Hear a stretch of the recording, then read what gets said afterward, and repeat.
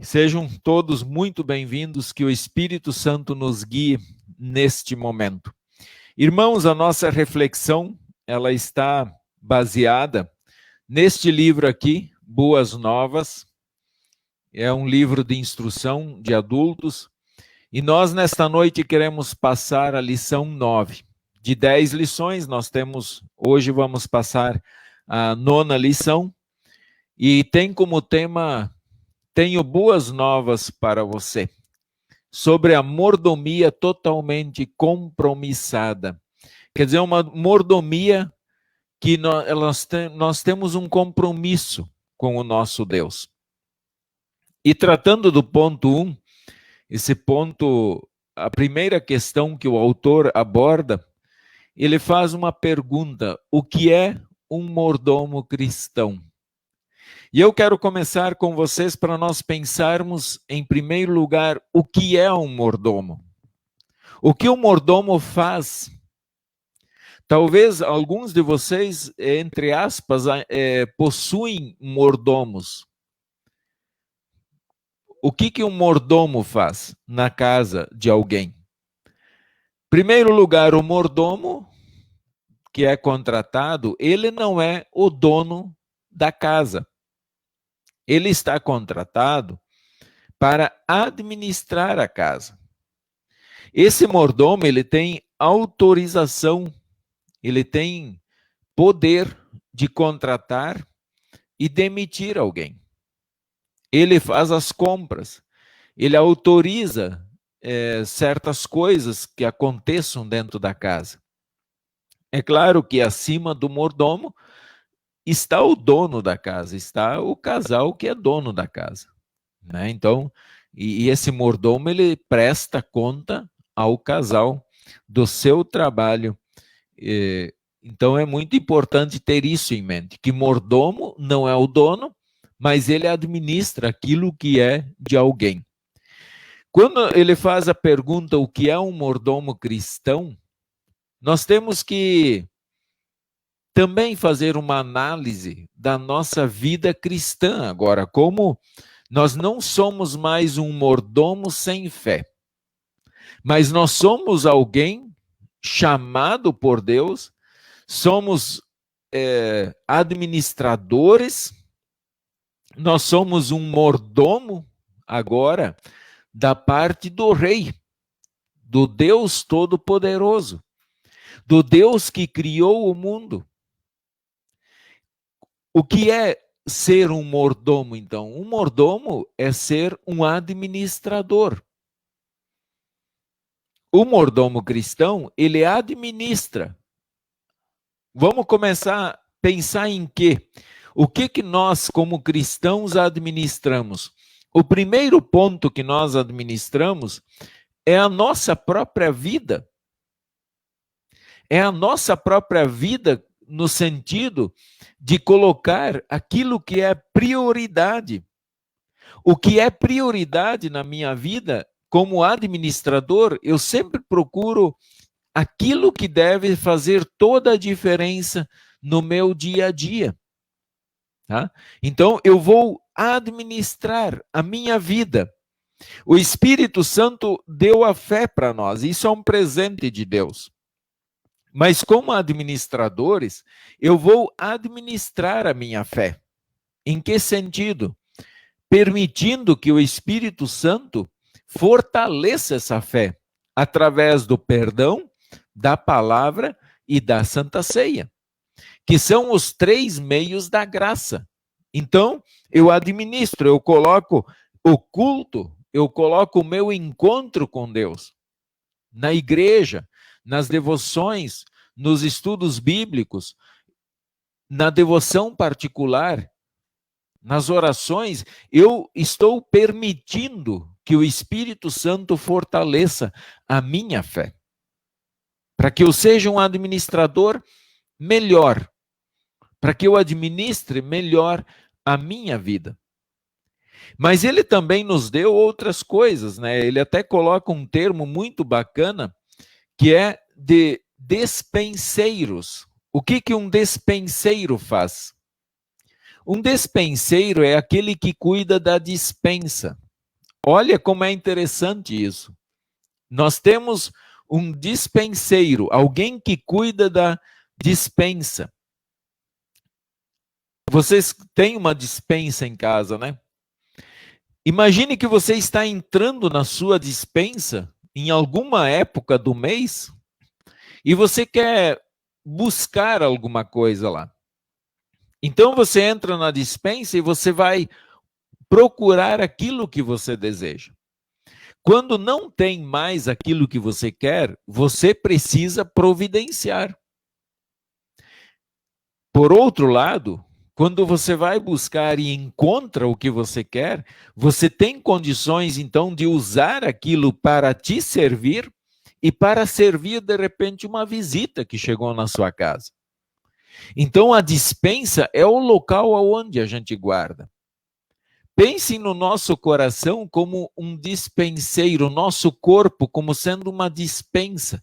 Nós temos todo um produto dentro de nós e que nós administramos. O que não está em nós, o Espírito Santo nos dá. Ele nos dá condições de administrar. Então é interessante a gente pensar nesse termo de despenseiros. Nós somos despenseiros de Deus. Despenseiros do quê? Da vida, dos dons, do tempo e do mundo. Tá? Do mundo, o mundo que nós temos e vivemos, nós podemos ser administradores desse ambiente onde nós vivemos. E por isso é importante nós até pensarmos em cuidar do meio ambiente onde nós vivemos, cuidar da natureza, procurar facilitar, procurar fazer a melhor coisa, tornar o nosso ambiente onde nós vivemos o mais agradável possível. E pensando nesse sentido, até mesmo na questão de árvores, de uma fonte de água, cuidar de uma represa, cuidar, enfim, de uma plantação. Nós administramos tudo para a honra e glória de Deus. Agora é interessante que a mordomia cristã, ela se iguala à fidelidade. Por que isso? Porque nós somos administradores fiéis ou infiéis. Então, nós podemos administrar tudo que nós temos com fidelidade a Deus. Naquela ideia de que nós pertencemos a esse Deus, nós somos dele. E eu gosto de usar muito o termo vivos ou mortos. Pertencemos a Deus. Não importa aonde eu estou, como eu estou. O que eu posso ser é um administrador fiel. O desejo de usar todos os nossos dons para a sua glória e para a edificação do seu reino. Então, isso é algo realmente muito bacana na nossa vida. Aí nós temos até alguns textos, né? Salmo 24, versículo 1 diz: ao Senhor. Bom, ao Senhor. Que Senhor que o texto está falando? Ao Senhor, Pai, Filho e Espírito Santo, pertence à terra e tudo que nela se contém, o mundo e os que nele habitam. Então, todas as coisas, o mundo pertence ao Senhor. Dentro dessa ideia, nós somos de Deus, de acordo até mesmo com o Salmo 100, versículo 2, somos do Senhor. Vivos ou mortos, nós pertencemos ao Senhor. Crônicas, 1 Crônicas 29, 14, porque tudo vem de ti, e das tuas mãos tomamos. Aqui já tem algo realmente interessante. Tudo vem de ti, essa é literalmente a ideia. Todas as coisas que nós temos, que nós somos, tudo procede de Deus. E das tuas mãos tomamos, quer dizer, nós vamos fazer, nós devolvemos tudo para Deus. Quando nós falamos sobre oferta, por exemplo, nós decidimos um valor, um percentual da nossa renda. Então, nós estamos destinando o restante para o diabo? Não, nós estamos destinando tudo para Deus. Nós queremos que volte para Deus às 24 horas por dia. De que maneira isso acontece? Com uma bela administração, cuidando do meu tempo, da minha vida espiritual, cuidando do meu trabalho, trabalhando com honestidade, deixando a luz de Cristo brilhar através de nós, no nosso trabalho, no nosso momento de lazer. Nós estamos literalmente devolvendo 100% a Deus. A oferta, o percentual da oferta que nós separamos, aquele percentual é para que o templo, para que a denominação, para que a igreja use aquele dinheiro literalmente na proclamação do evangelho. Mas tudo que nós recebemos, nós queremos que volte tudo para Deus. Lucas 12:48 diz assim: mas aquele a quem muito foi dado, muito lhe será exigido. Tá? Olha, a quem muito foi dado, muito será exigido. E isso se refere em todos os setores. Isso aqui não está tratando somente da vida espiritual da fé, mas também está tratando de todo o contexto da nossa vida, seja ele material ou espiritual. Deus cobra mais de a quem ele dá mais. Vamos pegar, por exemplo, assim, vamos olhar para dentro do povo de Deus. A quem Deus deu mais a princípio? Mais poder, mais autoridade? Ao pastor, aos pastores. Só que dos pastores será cobrado muito mais do que dos outros. Depois dos pastores, a quem Deus está dando mais? A diretoria da congregação. Pois da diretoria da congregação será cobrado muito mais do que dos outros. Por exemplo, todos os membros que participam de uma diretoria nacional, da diretoria de uma congregação, eles precisam ser exemplos. E bons exemplos. Exemplo de fidelidade. Exemplo de envolvimento no trabalho. Exemplo na oferta deles. Eles são exemplos. O pastor precisa também ser exemplo na sua oferta, na sua congregação. Não é nem no sentido de não querer, ou como vai cobrar o outro. Não, não tem isso.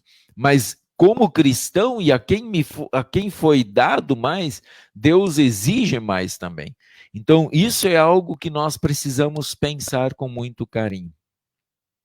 Agora, nós também podemos destinar tudo para a honra e glória de Deus. Olha, ele diz ali em 1 Coríntios 10:31.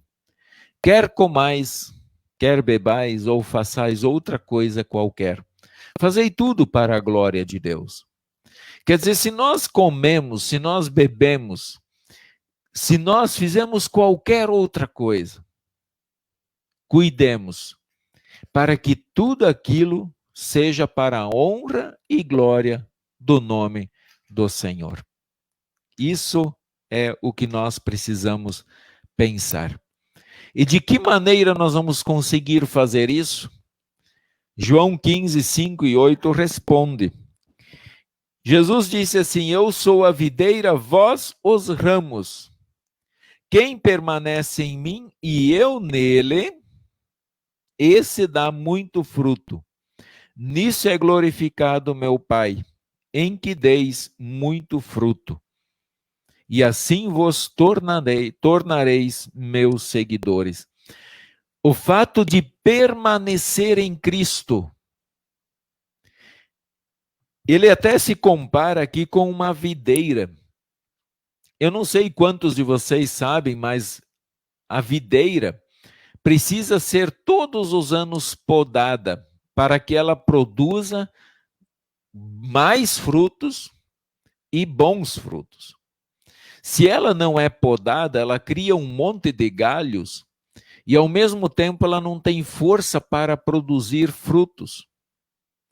E assim é na vida cristã.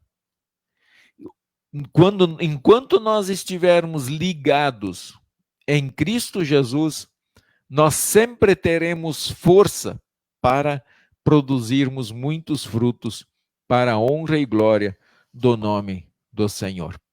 Tá? Então, esse é o primeiro ponto, a questão de nós sermos mordomos cristãos. Todos nós somos mordomos. E só tem duas formas de administrar. Ou administramos bem, ou nós estamos administrando mal.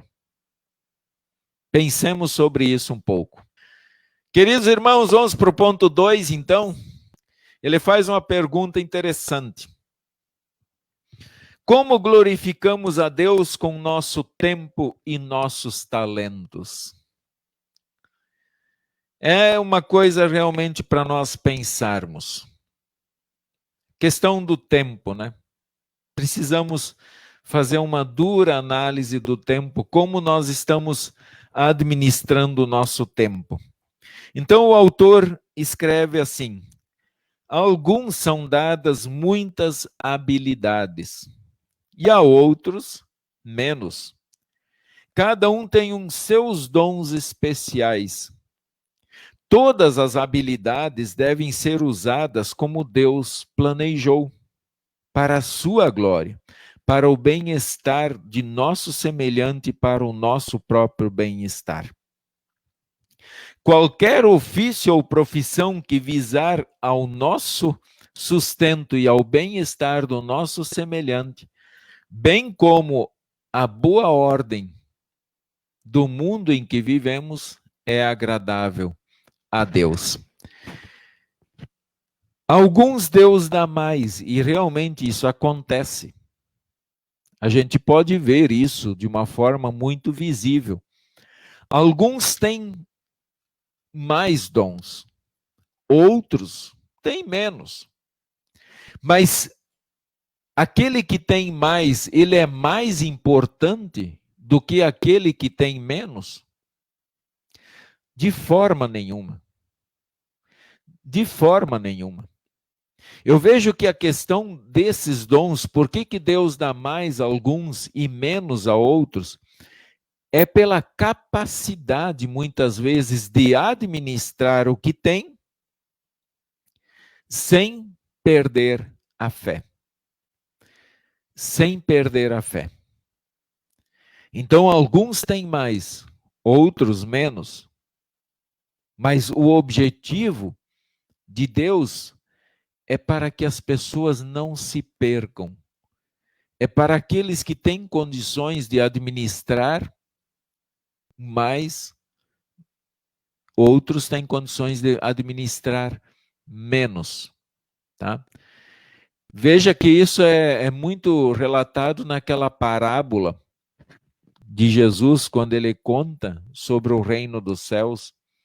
A um ele deu, por exemplo, lá 10 moedas para administrar. O outro ele deu 5 moedas. E o outro ele deu 2 moedas.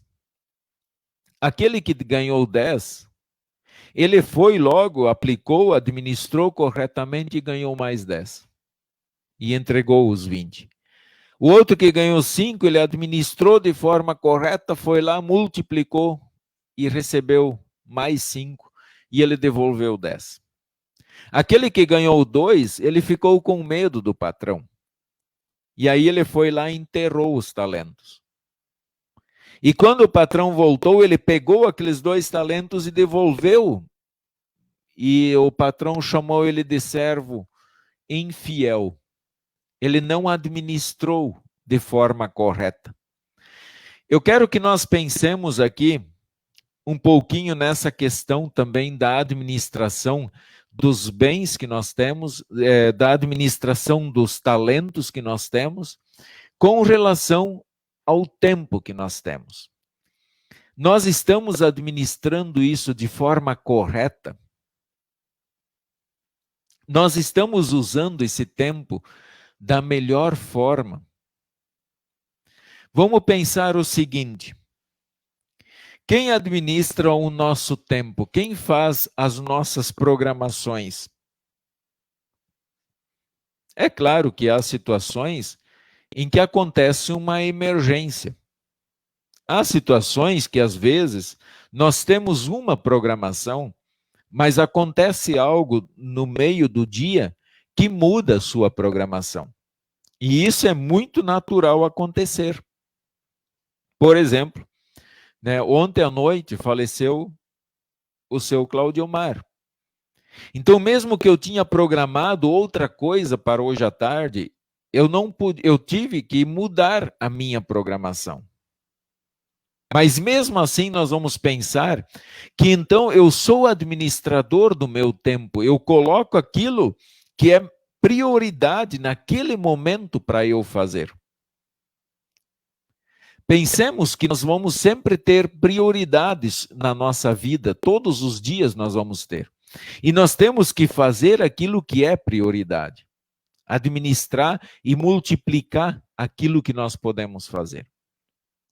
Então, nós somos administradores do nosso tempo. E eu quero que cada um responda lá: eu estou administrando bem o meu tempo ou eu estou administrando mal o meu tempo? Nós temos o culto todo final de semana, no sábado à noite. Todo final de semana. É claro que agora, pela pandemia, não pode vir todo mundo à igreja. Mas já foi liberado agora pelo novo decreto 50% do templo já. Então nós já podemos, em vez de 114, botar muito mais pessoas dentro da igreja. Então vamos pensar assim: nós temos todos os sábados à noite culto. E isso está na nossa agenda. Isso é prioridade.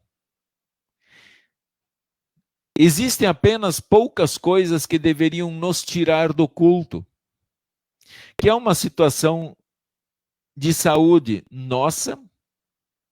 Talvez você adoeça e você não tem condições de ir ao culto, então é uma situação que você precisa se cuidar, talvez até muitas vezes internado, mas é o teu tempo. A tua prioridade ali foi a tua saúde. Ou talvez outra situação que possa nos tirar do culto seria ter que cuidar de alguém que está enfermo. Outras programações, nós deveríamos ter condições de dizer: olha, eu não posso ir neste horário, ou talvez vou mais tarde. Primeiro eu vou administrar a minha vida espiritual, os meus dons, os meus talentos, com o reino de Deus, para que isso se torne cada vez mais produtivo. E depois eu vou atender as outras necessidades também, visitar os amigos, talvez festejar um aniversário, estar com eles, bater um papo. Isso faz parte também da nossa vida e nós precisamos disso. Mas nós não podemos tirar o que é prioridade na nossa vida e colocar o que é secundário. De repente, alguém no sábado à tarde recebe um convite de aniversário. Então, nós deveríamos dizer: peraí, hoje eu não posso. Ou agora eu não posso. Mas eu posso ir mais tarde. Pensemos sobre isso. A outra forma de administrar, então, esses dons que Deus nos deu para o crescimento do reino de Deus entre nós, seria, de fato, nos colocarmos à disposição para o trabalho. Vocês sabem que uma congregação, ela não tem como andar só com o pastor. As coisas não acontecem. Ou só com a diretoria da congregação. Elas não acontecem. Porque é muita coisa. A diretoria da congregação ainda tem todos os seus afazeres particulares e ainda tem esse trabalho na congregação. Então, todo mundo precisa se dar as mãos. E aqui entra um detalhe que eu quero chamar a atenção para os casais. Muitas vezes, a esposa ou o esposo tem o desejo de assumir um compromisso na igreja, mas o cônjuge não dá nenhum apoio. O cônjuge não dá nenhuma força para que a pessoa utilize aqueles dons que recebeu do Espírito Santo para o bem do reino de Deus. Pensem sobre isso, que até o esposo ou a esposa talvez não tenha um dom que o cônjuge tem, então permitindo que ele vá e use os seus dons a trabalho, como sendo um professor ou uma professora de escola dominical, trabalhando na diretoria, trabalhando na ação social, trabalhando na área da adoração ou da comunhão, trabalhando, quem sabe, na área da comunicação da igreja. Enfim, cada um assumindo uma das atividades, vai ficar leve para todo mundo e os trabalhos eles vão acontecendo. E nós administramos isso. Então, que o esposo e a esposa deem força para o outro, para usar o dom que vem do Espírito Santo, é um dom de Deus, que Deus concedeu ao seu cônjuge, para a honra e glória do nome do Senhor. É para a honra e glória dele. Significa que ele não terá, que a pessoa não terá tempo para a família? Não. Existem tantos dias da semana.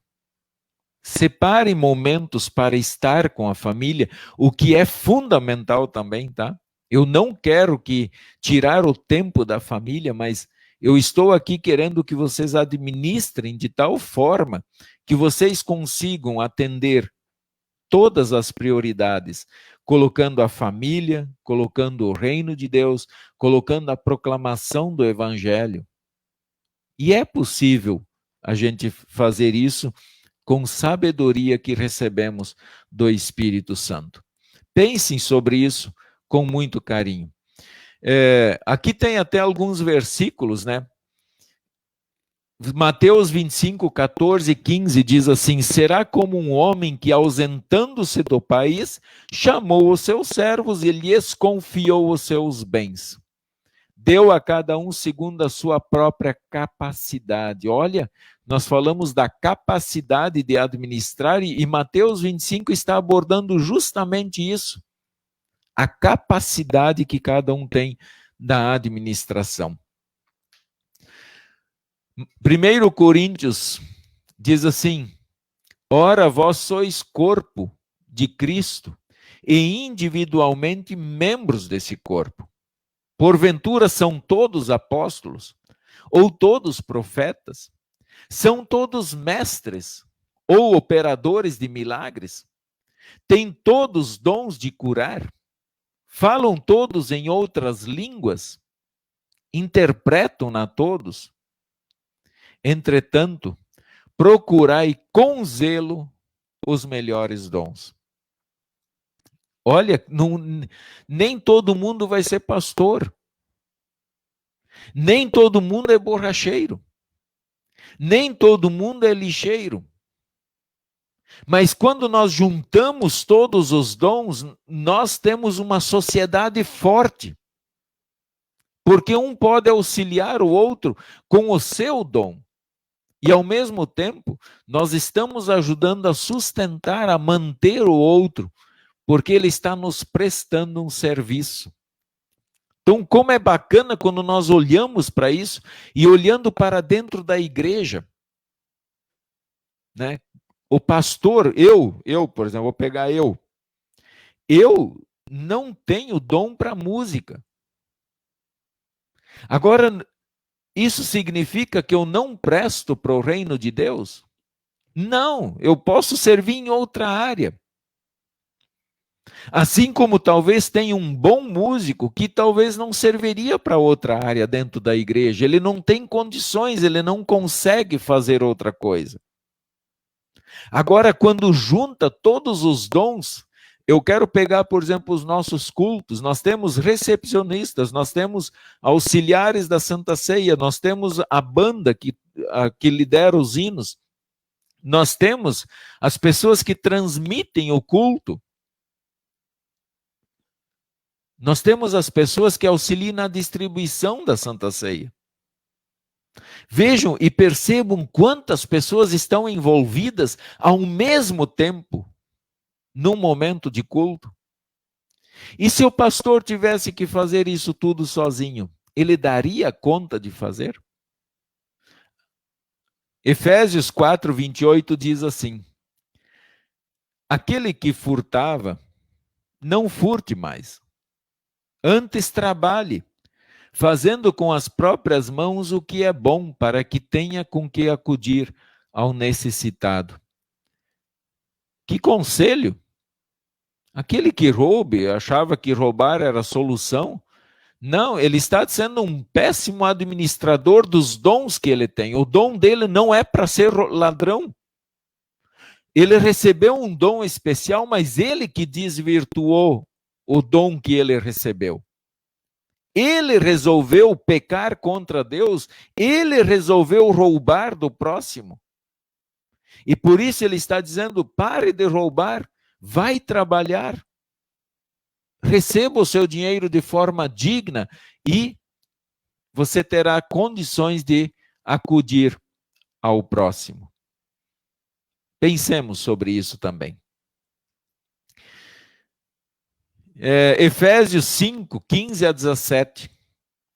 Vede prudentemente como andais, não como nécios, e sim como sábios, remindo o tempo. Bom, nécio seria uma pessoa que não pensa muito, ela não analisa a situação.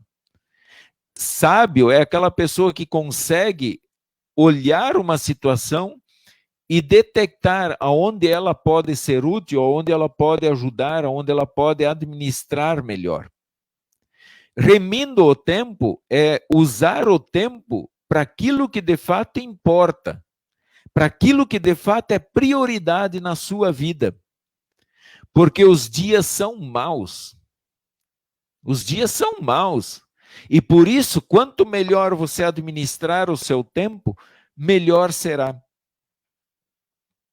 Porém, por esta razão, não vos torneis insensatos, mas procurai saber qual a vontade do Senhor. Procuremos saber qual é a vontade do Senhor. Olha quanta coisa em pouco tempo nós vimos sobre a administração dos nossos dons e do nosso tempo. Irmãos, não enterrem os dons que vocês têm. Não permitam que o cônjuge, a pessoa que está ao seu lado, que ela enterre os dons que ela tem. Mas incentive a pessoa. Dê condições da pessoa, de fato, usar aqueles dons para a honra do Senhor. Administre o seu tempo. É você quem administra o seu tempo. Então, administre o seu tempo e coloque a prioridade. O que se vai fazer cada dia? Por exemplo, esse momento de estudo é um momento fantástico.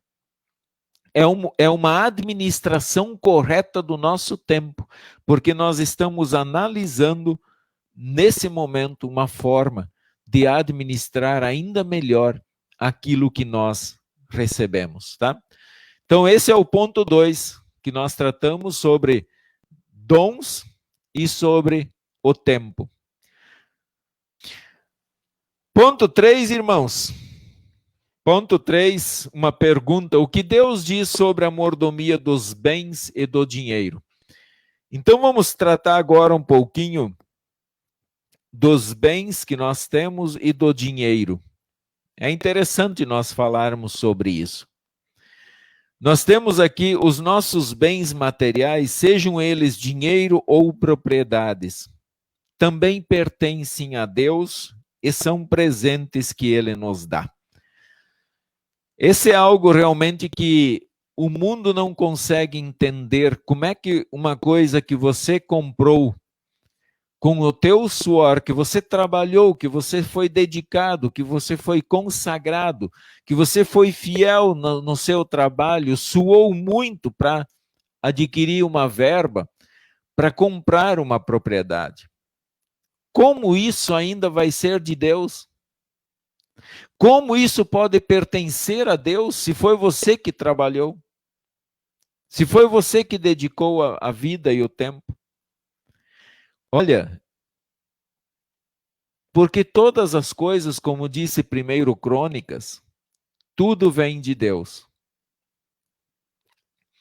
O ar que respiramos, a saúde que nós temos, a força física, a oportunidade de trabalho, o salário que recebemos, tudo vem de Deus. Tudo é presente de Deus. E Deus quer que agora usemos esses bens da melhor maneira. E o autor escreve o seguinte: usamos esses bens para várias finalidades: alimentação, moradia, saúde, educação, segurança, lazer, ajuda aos necessitados, impostos, manutenção da pregação do evangelho em nosso meio e no mundo. Como é interessante nós pensarmos sobre os bens que nós temos. Eu quero aqui usar pelo menos um exemplo que me veio à mente agora. O nosso carro, o veículo que nós temos. Eu sei que hoje o ser humano, todos nós não temos mais aquele instinto muito de dar carona para as pessoas. Inclusive, se for estranho, então, nem se fala, né? É muito difícil hoje alguém parar na beira da estrada, pegar uma pessoa estranha, colocar dentro do seu carro. Mas vamos pensar naqueles nossos irmãos que nós conhecemos na congregação e que talvez não têm muitas condições financeiras e que precisam de uma carona para ir ao culto. Então eu consagro o veículo que Deus me abençoou para comprar, eu consagro ele a Deus e para a salvação do meu irmão, chamando essa pessoa, dando a ela uma carona, oferecendo o meu veículo, o meu, entre aspas, né? Entre aspas, de Deus, para que alguém seja alimentado por Deus e receba a salvação. É uma das formas que nós temos de usar. A outra forma seria usar talvez um pouco da minha colheita, que seja lá qual for o produto que você escolhe. Quem tem essa oportunidade de colher, de repente colhe um pouco do seu produto e leva a alguém que necessita. Né? Oferece a alguém. Então, é uma forma também de você estar utilizando teus bens que você possui para o próximo. Oferecer, por exemplo, os teus bens em casa. Não permitir, por exemplo, eu posso consagrar este celular. Deus me abençoou para que eu compre um celular. Agora, eu posso utilizar esse celular de duas maneiras. Uma, para a honra e glória do Senhor, quer dizer, fazer aquilo que de fato vai auxiliar a minha vida, vai favorecer a minha comunicação com a minha família, com os meus irmãos da fé, com vocês aqui do mundo todo, né? Se vocês às vezes querem entrar em contato comigo, vocês têm um celular, então é fácil de falar comigo. Então, a gente utilizar isso para boas coisas, inclusive o WhatsApp, a gente, em vez de passar porcaria, passar coisas boas. Tem tantas mensagens fantásticas aí circulando pela internet, então a gente repassa isso para que as pessoas ouçam. Talvez muitos nem vão ouvir uma mensagem quando ela é uma mensagem que fala da palavra de Deus, talvez muitos não vão ouvir, mas não importa. O que importa é que você utilizou o seu aparelho da melhor maneira. Então, essa é uma das formas. Eu consagro o aparelho ao Senhor. A outra forma seria eu usar ele para o mal. Utilizar esse aparelho para enganar as pessoas, como tem muitos por aí. Então, eu não vou utilizar para o mal, eu vou, de fato, usar o aparelho que eu tenho para a glória do Senhor. Inclusive, aqui eu quero falar sobre os cristãos, né? Utilizar o aparelho até mesmo para questões pornográficas em casa. Isso não é consagrar o aparelho para o reino de Deus. Eu estou sendo um péssimo administrador daquilo que Deus me deu. Se eu utilizo para pecar contra Deus. Tá? Então nós precisamos analisar que os nossos bens, eles também, nós precisamos administrar tudo para o Senhor. E aí vem a questão do dinheiro, né? E ele faz algumas perguntas. Quanto do nosso dinheiro dedicamos para a alimentação? Vocês já têm um orçamento em casa de quanto dinheiro vocês utilizam para alimentação? Quanto vai para a saúde? Isso depende de cada família e da necessidade, isso muda muito. Tá? Nós temos aqui, eu sei que pessoas aqui do grupo que gastam muito dinheiro com saúde. Mas é um momento especial da vida deles. Isso vai passar. Né? Então, quanto tempo? Isso muda de família para família. Cabe a cada um decidir com sabedoria e bom senso quanto aplicar a cada necessidade. Então, nós precisamos administrar, saber, olha, aqui eu posso aplicar esse mês eu não posso aplicar aqui, eu tenho que fazer outra coisa, enfim, nós vamos coordenando. A orientação sempre é, nunca façam dívida demais, tá, pessoal? Nunca comprometam demais o orçamento de vocês com dívidas. Porque se acontecer qualquer coisa estranha no meio do mês, a gente já está apertado. E aí, se aparecer um caso de emergência, a gente acaba ficando sem dinheiro para nada. Então, sempre administrar, nunca fazer dívida maior, segundo os especialistas, do que 30% da nossa renda, né?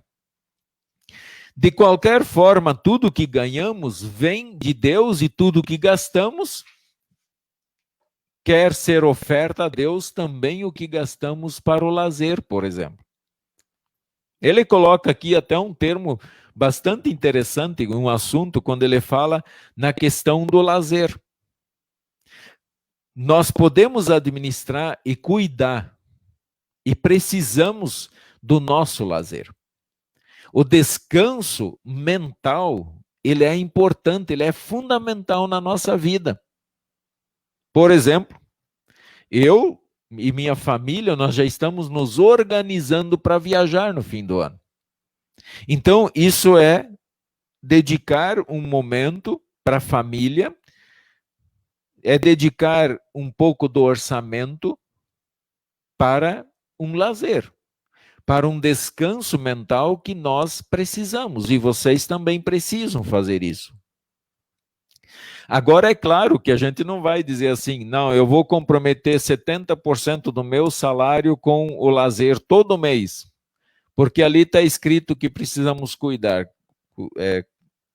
Claro, mas cuide aquilo que é necessário, tá? Aquilo que é fundamental fazer. E um descanso, é claro que ele faz parte da vida. Nunca deixe de ofertar por causa do seu lazer, né? Quanto de nossos ganhos dedicamos à pregação do evangelho? Essa é outra pergunta muito bacana. Então, nós temos uma renda mensal. Dessa renda mensal, o texto, em primeiro lugar, ele está dizendo que tudo volta para Deus. Mas dessa renda mensal, quantos por cento eu decido ofertar lá na minha congregação? Para manter a pregação do evangelho lá. Quanto eu estou disposto a ofertar? Mensalmente. E vocês sabem que a melhor coisa que a gente faz para não ser desonesto é ofertar o percentual. Quantos por cento eu estou a fim de ofertar? 8, 9, 10, 11, 12%? Quantos por cento eu estou a fim? E assumir esse compromisso com Deus e regularmente, mensalmente, aconteça o que acontecer, esse dinheiro da oferta não se mexe. Porque primeiro ao Senhor, primeiro a salvação do meu irmão, e todas as outras coisas me serão acrescentadas, diz o nosso texto, tá? Então, no Antigo Testamento, Deus pedia o dízimo do rendimento para a manutenção dos serviços do templo. O dízimo é 10%. Isso era a lei do Antigo Testamento. No Novo Testamento ainda tem essa lei. Então o autor coloca: hoje ele não nos prescreve um percentual. O Novo Testamento não prescreve um percentual. Ele deixa isso à nossa sábia decisão. E sábia decisão até mesmo no sentido de dar uma resposta à nossa fé. Oferta, pessoal, ela é fruto da nossa gratidão a Deus e da nossa fé. Eu já recebi, eu já tenho tudo o que eu preciso, Deus sempre me dá o que eu tenho necessidade, então eu oferto. Obrigado, Senhor, por me dar tudo. Então, eu coloco isso à disposição de Deus. Ele deixa, então, isso seria uma sábia decisão, quanto que eu estou a fim de ofertar. Porém, o amor de Deus nos motiva a ofertarmos com generosidade e abundância. Então, ele não prescreve um percentual, mas ele diz também: não dê o resto. Não dê a sobra daquilo que você tem. Deus não é sobra. Deus não te deu a sobra. Mas ele te deu a melhor parte, o filho dele. Ele deu para o mundo o filho dele. Então, nós também podemos dar a Deus a melhor parte.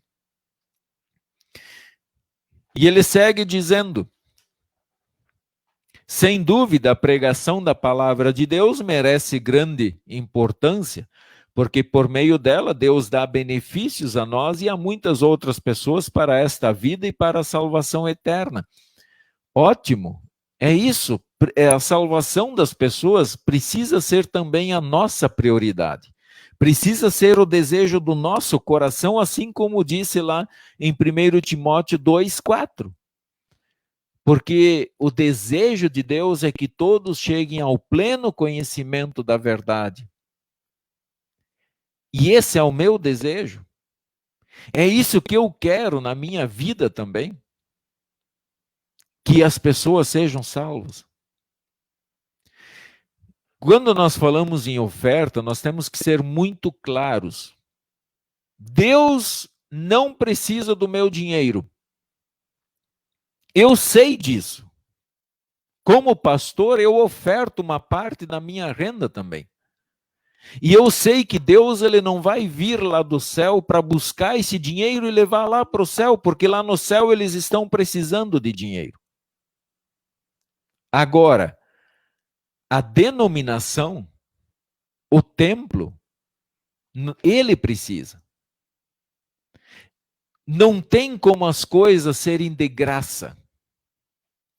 Por exemplo, olha, que grande bênção. Eu aqui de Cacoal, vocês de qualquer lugar desse país, olha, vocês viram, nós temos pessoas aí do Espírito Santo, Nós temos pessoas aqui de Santa Catarina, nós temos pessoas do Rio Grande do Sul, pessoas do Paraná, pessoas de quase muitos estados do nosso Brasil.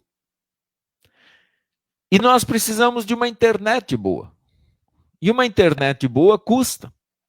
E não tem como eu chegar lá e dizer para as pessoas, olha, eu preciso da internet porque nós queremos fazer estudos online. Eles vão dizer, então paga. Então paga. Você acha que é importante ter internet? Então paga. Percebem? A igreja não tem, nós como igreja visível, nós não temos como tirar das pessoas e nem podemos fazer isso. Já imaginaram nós termos que sempre pedir do mesmo irmão, alguém que tem um posto de combustível, do mesmo irmão ele abasteceu o carro da congregação sempre, toda vez? Daqui a pouco nós levamos o irmão à falência. E nós somos culpados por isso. Então, pessoal, nós precisamos sim, a igreja visível precisa do dinheiro para fazer o seu trabalho. E custa caro.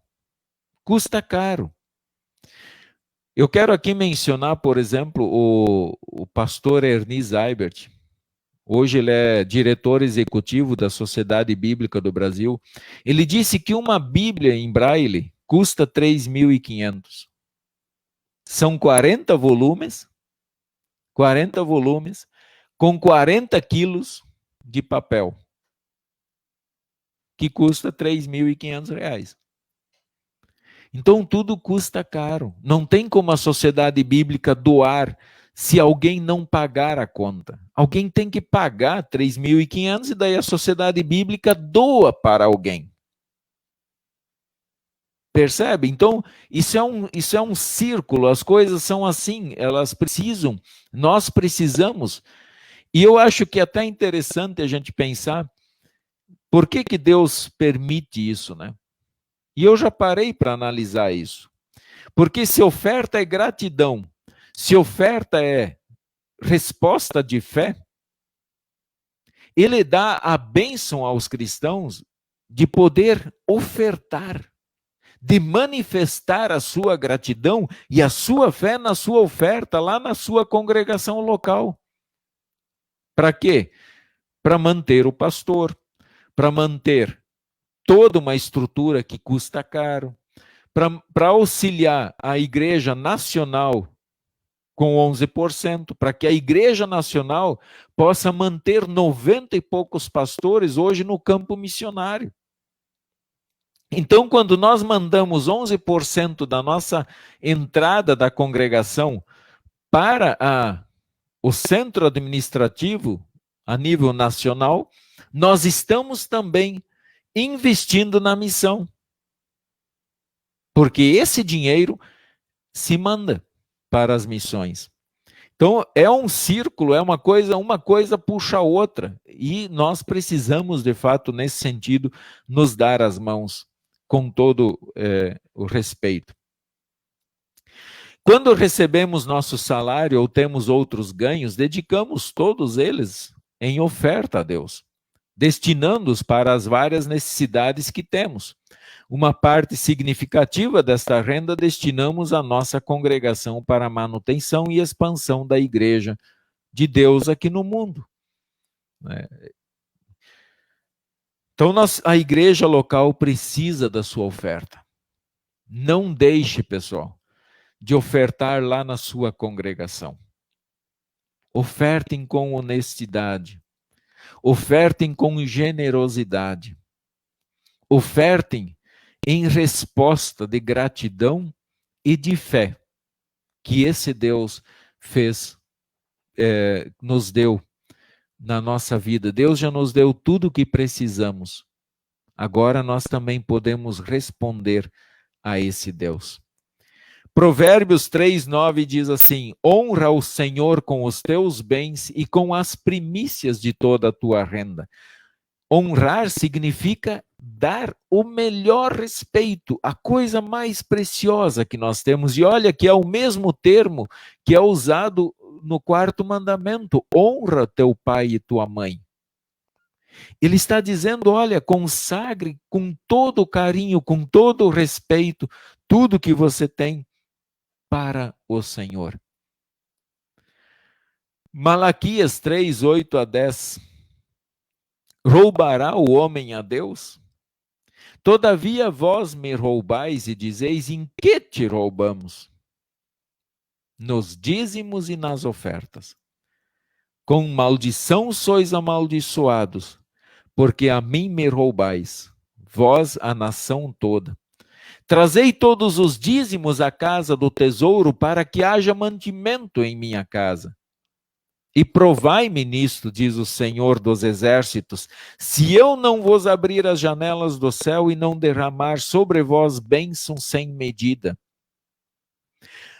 Olha, primeira coisa, ele está falando do roubo.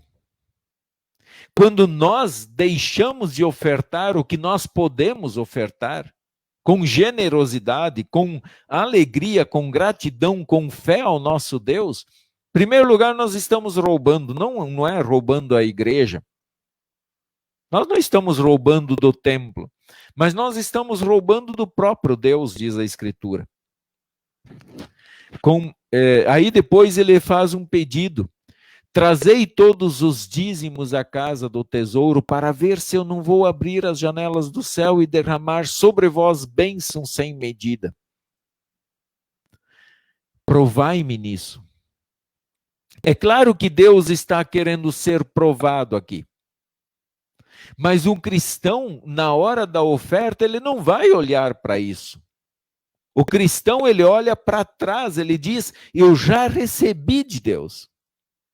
Jesus Cristo deu tudo que eu preciso. Ele me deu, inclusive, até a vida eterna. Então, eu já recebi tudo de Deus. Agora, se Deus quiser me acrescentar mais coisas, isso é por conta dele. Isso é por bênção dele. Tá? 1 Coríntios 16, 2 diz assim, no primeiro dia da semana, cada um de vós ponha de parte em casa, parte da sua prosperidade, né? Então, cada um vai separar lá, o sentido dos primeiros cristãos que davam a sua oferta no primeiro dia da semana. Isso significava no culto, tá? Significava no culto, que era o que eles tinham, o culto no primeiro dia da semana. 2 Coríntios 9, 7. Cada um contribua segundo tiver proposto no coração, não com tristeza ou por necessidade, porque Deus ama quem dá com alegria. Olha, decida a sua oferta. O texto diz, cada um contribua segundo tiver proposto lá no coração. Então, decida a sua oferta com Deus. Seja generoso na sua oferta. Não seja mesquinho com Deus. E aí ele coloca, não com tristeza. Né? Eu não vou levar a minha oferta lá na frente chorando ou já pensando, nossa, eu dei esse dinheiro aí, mas bem que eu podia ter usado para comprar outra coisa. Não com tristeza. E também não por necessidade. Agora eu tenho que ofertar mais porque o templo precisa. Essa não é a motivação. A motivação, ela vem do restante do versículo, porque Deus ama quem dá com alegria. A motivação tem que ser a alegria, o privilégio que nós temos como cristãos de ofertar, de pagar a conta para que Deus, através da pregação do evangelho, salve mais pessoas. Então nós precisamos sim, sem dúvida nenhuma, ofertar com alegria e com generosidade. Pensemos sobre isso, tá? E nós vamos seguir então com o ponto 4. Quais são os nossos privilégios como testemunhas cristãs? E o autor escreve o seguinte: Deus ama todas as pessoas e deseja a salvação de todas. Amém. Isso, né? Nós temos aí falado muito nos últimos dias sobre isso, que o desejo de Deus é esse. Por isso, Ele quer que o Evangelho de Cristo não venha somente a você, mas que através de você e dos cristãos chegue a todo mundo. Sabe que no Evangelho nós não podemos servir de barreiras. O Evangelho chega até nós e aqui ele fica. Nós não podemos querer que ele fique aqui conosco. Como se nós fôssemos uma barragem, segurar o Evangelho para nós. Mas Deus quer que, através de nós, Deus quer nos usar. Ele quer cruzar por nós, para que nós também levemos esse Evangelho adiante. Jesus nos dá a honra e o privilégio de participar do principal trabalho de todo cristão e toda congregação cristã, a evangelização. No final das contas, pessoal, esse é o trabalho que realmente fará a diferença lá no final da vida. A evangelização. Levar as pessoas para o céu. Talvez nós não vamos mudar o partido delas. Elas vão continuar votando no mesmo partido. Isso não muda nada. Agora, através do Evangelho, quem sabe não, as pessoas saem do inferno e vão para o céu. E é esse o objetivo de Deus. Assim como eu saí do inferno e estou no céu. Assim como vocês saíram do inferno e estão no céu. Então, Deus quer nos usar e é um privilégio trabalhar nessa evangelização. No dizer de Jesus, somos pescadores de pessoas, não guardas de um aquário. Quero que pensemos um pouquinho em guarda de aquário. Você tem um aquário lá na sua casa e lá tem 10 peixinhos lá dentro. Mas cabe mais lá dentro. Mas você não quer, você diz, não, 10 está bom. Então você coloca e você fica cuidando daqueles peixinhos lá dentro. E você acha que está bom assim. Olhem para a congregação de vocês agora. Talvez alguns vão dizer assim, não, eu acho que já está bom por enquanto. Vamos manter os membros como estão para que fique assim. Agora está excelente, está bom. E não vamos pensar em missão, em buscar mais pessoas. Mas se eu ficar cuidando somente dos membros que tem na congregação, na minha congregação, então eu estou sendo um guarda de aquário, eu estou cuidando só daqueles que estão ali dentro, enquanto muitos lá fora gostariam de entrar, mas não estão tendo oportunidade. Então nós não somos guarda de um aquário. Deus não nos chamou, tanto pastores como cristãos, Deus não nos chamou para a fé, para sermos guarda de aquário. Nós somos enviados para o mundo. Assim, o pastor de vocês não é só pastor da congregação, não é só o pastor dos luteranos que estão na sua cidade. O pastor, ele é pastor da cidade toda. Tá? Ele é pastor de todos qualquer um que eu procurar para atendimento. Pastor presta esse trabalho. E isso é de fato algo que precisamos analisar. Além disso, somos testemunhas de Cristo. Os discípulos viram Cristo, foram testemunhas de suas realizações e da salvação obtida por Ele para todos. Nós também temos visto Jesus pela fé. Ele é parte fundamental da nossa vida.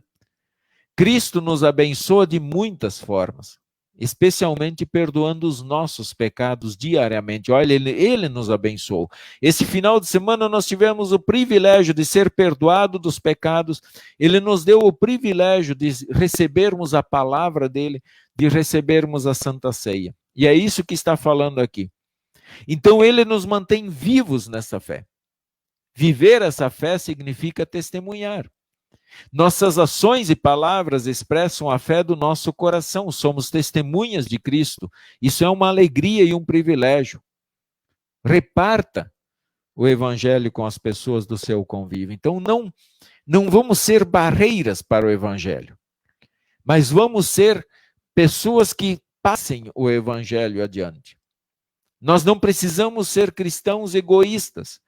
Cristão egoísta que acha, não, eu não posso falar mais do evangelho porque não vai ter lugar para todo mundo no céu. Não, vai ter lugar sim. Jesus disse que ele ia subir lá e preparar um lugar para cada um. Então, Jesus não mente, Jesus não engana. Nós podemos sim falar sempre mais de Jesus para as pessoas. E a grande ordem: ide, portanto, fazei discípulos de todas as nações, batizando-os em nome do Pai, do Filho e do Espírito Santo e ensinando-os a guardar. Duas coisas, batizar e ensinar. Tá? Então nós precisamos investir no ensino daquelas pessoas que estão ali conosco em nossa congregação. Disse Jesus a Simão: não temas, doravante serás pescador de homens. E arrastando eles os barcos sobre a praia, deixando-os seguiram. Quer dizer, deixaram os barcos, eles largaram. Eles naquele momento eles eram pescadores de peixes. E Jesus disse: vem cá, eu vou ensinar vocês a pescar homens. Pescar homens. E para pescar gente, nós também precisamos usar a isca correta. Nós precisamos usar meios corretos. E a isca, a melhor isca que nós temos é a palavra. É a palavra de Deus. Ela é que precisa ser mordida pelos homens e crida no coração dos homens, tá?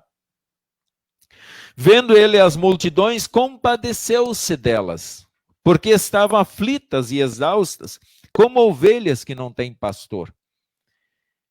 E então se dirigiu a seus discípulos: a seara, na verdade, é grande, mas os trabalhadores são poucos. Rogai, pois, ao Senhor da seara que mande trabalhadores para a sua seara. Jesus se compadeceu porque aquelas pessoas pareciam que não tinham pastor. Olha, não é que não tinha pastor. É que os pastores que tinham na época, eles estavam sendo egoístas, eles estavam sendo cobiçosos, eles estavam sendo gananciosos. Eles se descuidaram do rebanho. E Jesus está chamando a atenção para isso. Ele está dizendo, olha, eles parecem que eles não têm pastor. Eles são como ovelhas que não têm pastor. Roguem para que Deus mande trabalhadores para a sua seara. Recebereis o dom do Espírito ao descer sobre vós o Espírito Santo, e sereis minhas testemunhas, tanto em Jerusalém como em toda a Judéia, Samaria e até os confins da terra. Recebereis o dom ao descer sobre vós o Espírito Santo. Cada um de nós, irmãos, cada um de nós que está nessa sala aí, cada um tem um dom especial.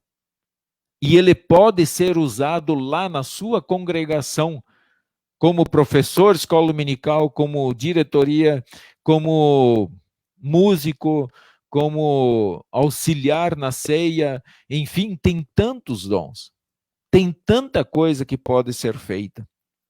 Que alegrias vêm a nós quando somos fiéis mordomos cristãos. Como mordomos cristãos, nós temos muitas alegrias, enormes alegrias. E uma delas o autor coloca assim, ó: num dia que está próximo, o Senhor voltará para a prestação de contas. Como mordomos fiéis, teremos o privilégio de ouvir suas palavras de recomendação e louvor. Mesmo agora, ele nos lembra que o que fizermos para o reino de Deus nos trará grandes recompensas nesta vida e finalmente nos trará uma recompensa ainda maior na glória. Atente para o reconhecimento especial que será dado no céu àqueles que conduzirem muitos à justiça. Não desanimemos, logo faremos a colheita. É muito especial nós pensarmos sobre isso, irmãos. Ele está tratando da questão de bênçãos.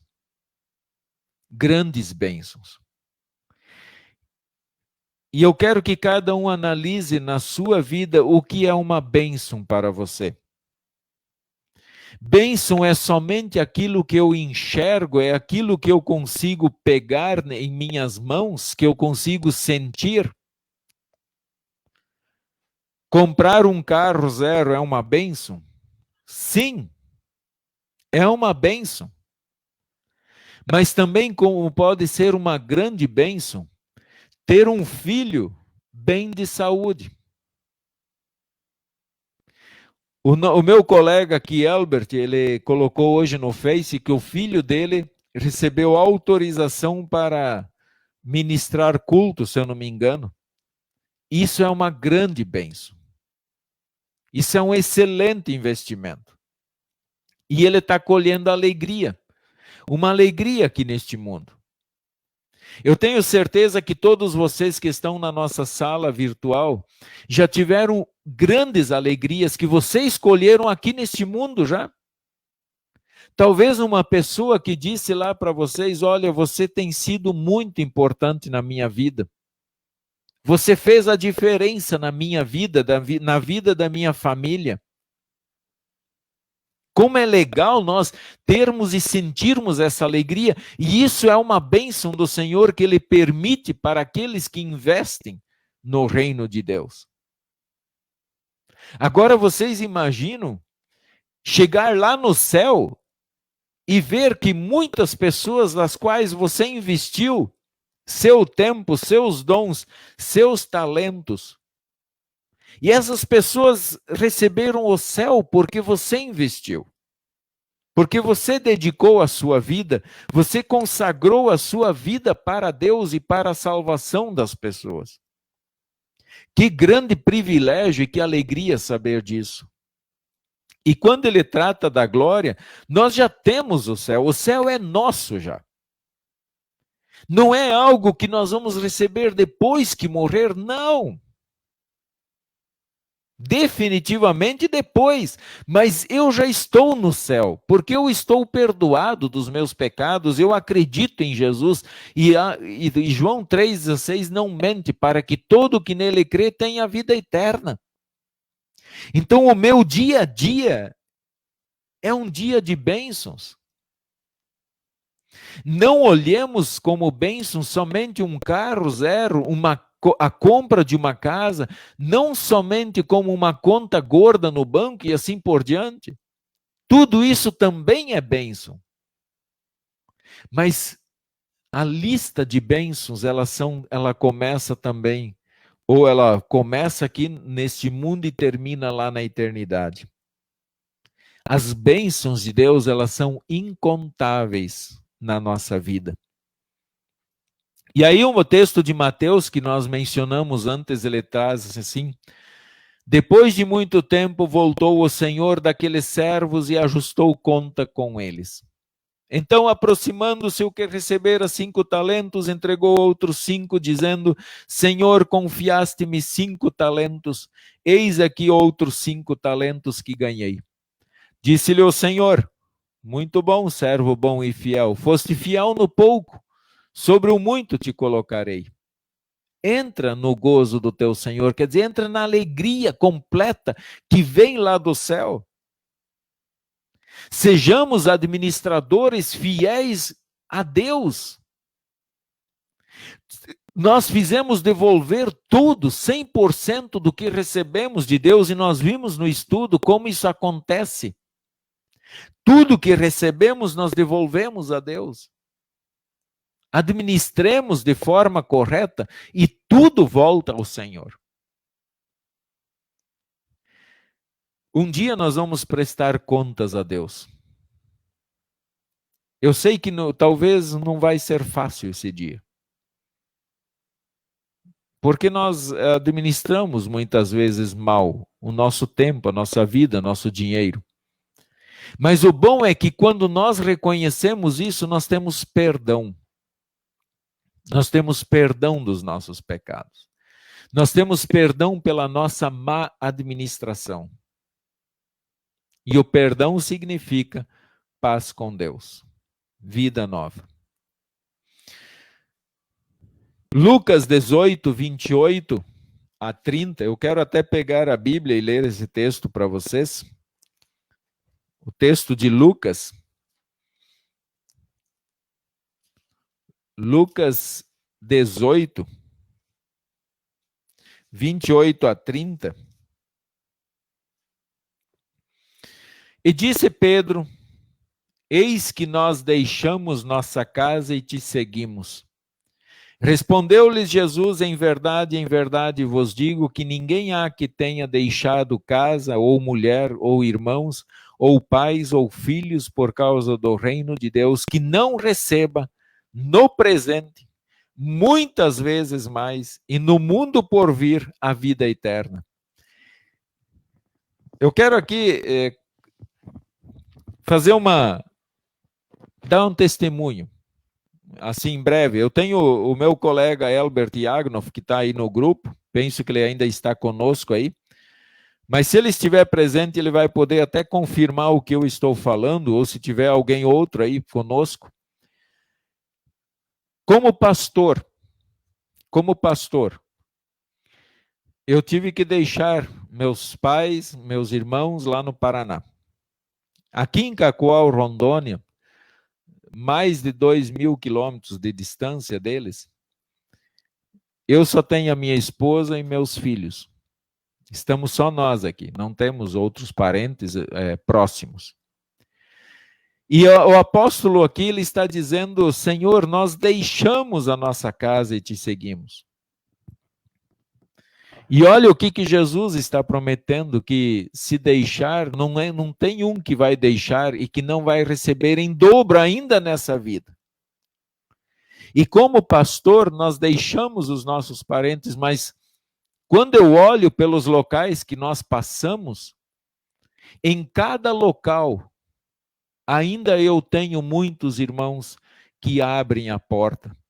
Eu tenho muitas casas que nós encontraríamos abrigo, que nós temos uma família que nos acolhe, que nós temos irmãos que se consideram de fato nossos irmãos de sangue praticamente. Então nós recebemos tanto de Deus que é impossível contar. Vou falar para vocês, é impossível contar. Em Cacoal, quantas casas estão abertas para a minha família? Pessoas que nos amam, pessoas que gostam de nós, de fato e de verdade, sem hipocrisia alguma. Então Jesus não estava mentindo. E assim é com cada um também, irmãos. Quando você deixa muitas vezes a sua família num final de semana e se dedica ao trabalho do reino de Deus, não é assim que você acaba conquistando muitas pessoas que vão brigar por você, que vão se apaixonar por você no bom sentido, que vão ter em você uma pessoa de confiança, um amigo, um irmão, e que vão abrir a porta para você, seja lá qual for a hora do dia. Então, irmãos, olha como essas bênçãos de Deus, elas já começam aqui neste mundo e se estendem. E Jesus termina dizendo que não receba a vida eterna, quer dizer, que vão receber lá ainda a vida eterna. Que grande bênção nós temos da parte do nosso Deus. E aí nós temos 1 Coríntios 15, 58, que diz assim: portanto, meus amados irmãos, sede firmes, inabaláveis e sempre abundantes na obra do Senhor, sabendo que no Senhor o vosso trabalho não é em vão. Nunca o nosso trabalho para o reino de Deus é em vão. Sempre trará os seus frutos. Sempre Deus colherá frutos através dos dons que Ele deu para ti. Então fica aqui o meu incentivo. Quem ainda não se envolveu no trabalho, quem ainda tem dificuldade em chegar lá na sua congregação e dizer, olha, o que nós podemos fazer? Vamos fazer? Vamos começar a fazer alguma coisa. Vão lá. Vocês têm dons. Vocês são capazes de fazer. E o Espírito Santo, ele também vai equipando cada servo, cada filho de Deus, para o trabalho. Ninguém nasce sabendo nada. Eu não nasci sabendo ser pastor. O Elbert, que está aqui no nosso grupo, o pastor Elbert, ele também não aprendeu. Ele não aprendeu. Ele não nasceu sabendo. Ele teve que aprender. Hoje ele é capelão hospitalar lá em Porto Alegre, mas é um trabalho que ele teve que aprender, ele teve que ter coragem e sair e fazer. Assim como os músicos da congregação também, ninguém começou sabendo as coisas. Mas à medida que nós vamos andando, nós vamos aprendendo. Portanto, se coloquem à disposição. Digam, assim como disse Maria, eis-me aqui, Senhor, para fazer a tua vontade. Que nós possamos, com o nosso coração, dedicar a nossa vida, nosso tempo, nossos dons, nossos talentos, nosso dinheiro, tudo para a honra e glória do nome do Senhor. Louvado seja o nome de Deus que através de nós tem salvado muitas vidas. Amém. Irmãos, eu quero fazer uma oração neste momento, eu quero convidá-los para que nós estejamos unidos, separados pela distância, mas unidos pela internet, unidos pela fé, unidos pelo amor à causa do Evangelho, unidos na confiança de que esse nosso Deus, ele pode fazer maravilhas e ele faz maravilhas, ele pode fazer tudo nesse mundo. Então, unidos, nós queremos falar com o nosso Deus, colocar cada um de vocês, colocar as nossas congregações, colocar os nossos irmãos enfermos, colocar os enlutados, a dona Iracema Greenwald, que hoje nós tivemos que sepultar o seu filho. Então nós vamos falar com o nosso Deus em oração. Amado Deus, obrigado pelo grande privilégio que nós temos de ofertar a nossa vida, ofertar os nossos bens, nossos talentos, nossos dons, nosso dinheiro, enfim, nós podemos ofertar tudo a Ti. Ofertamos a Ti para a salvação de muitas pessoas que estão à nossa volta. Perdoa, Pai, cada um de nós, de todos os nossos pecados, especialmente quando nós fomos maus administradores de tudo o que nós temos. Perdoa, em nome de Jesus, nos lave, nos purifique, transforme o nosso coração. Pai amado, nós queremos colocar cada lar, cada pessoa que está aqui participando, cada irmão na fé, que nós estamos unidos na mesma fé, na mesma confiança, no mesmo temor ao Senhor. Oramos a Ti, Pai, pedindo que abençoe cada um dos lares, dos irmãos que estão presentes, também de todos os lares do Brasil e do mundo. Os lares precisam do Senhor. Os chefes de família precisam do Senhor. E abençoe cada chefe de família para que ele não seja um chefe ignorante, um chefe egoísta, mas que ele saiba administrar com amor e com a sabedoria do Teu Espírito Santo o seu lar. Abençoa cada um que está presente nesta sala virtual para que use os seus dons, use os seus talentos na sua congregação, na sua cidade, pois ali tem muitas pessoas que ainda estão perdidas e condenadas e estão precisando da salvação em Cristo. Abençoa o trabalho de todos os pastores, do Elber de Agnof, também que como capelão hospitalar lá em Porto Alegre. Abençoa, Pai, os enfermos do nosso grupo, também todos os demais enfermos, entregamos aos teus cuidados, pois tu és o médico dos médicos. Abençoa, Pai, e console o coração dos enlutados. Console o coração da nossa irmã Iracema Greenwald, pois hoje nós tivemos que sepultar o seu filho. E não é fácil, Pai, se despedir. O Senhor sabe como para nós seres humanos é difícil nos despedirmos de alguém que amamos, de alguém que fez parte da nossa vida aqui neste mundo.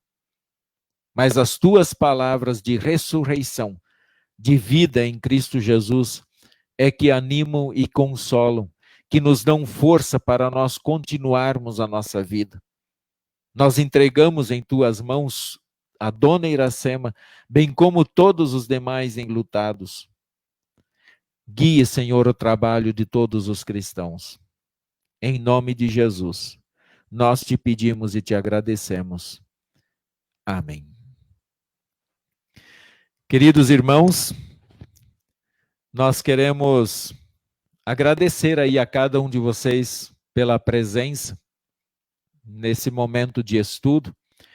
E eu quero aproveitar e quero convidá-los também para estarem conosco na terça-feira à noite, quando nós vamos passar a 10ª lição do Boas Novas, que fala sobre a vida eterna. Então vocês estão convidados a estarem conosco. É uma alegria muito grande poder estar com vocês. Eu fico muito feliz quando eu posso vir aqui e saber que eu tenho irmãos na fé, que eu tenho pessoas com quem eu posso conversar do outro lado. Muito obrigado de todo o meu coração pela presença de vocês nesta sala. Que o Espírito Santo esteja guiando cada um de vocês. Que Deus os abençoe e que Deus os guarde nesta noite e que amanhã possam despertar felizes, dispostos, amando esse Deus, testemunhando esse Deus em todos os lugares. Um grande beijo no coração de vocês. Fiquem com Deus. Fiquem firmes, não desanimem. Seguimos firmes a luta, hoje e sempre, para a seara do Senhor. Amém.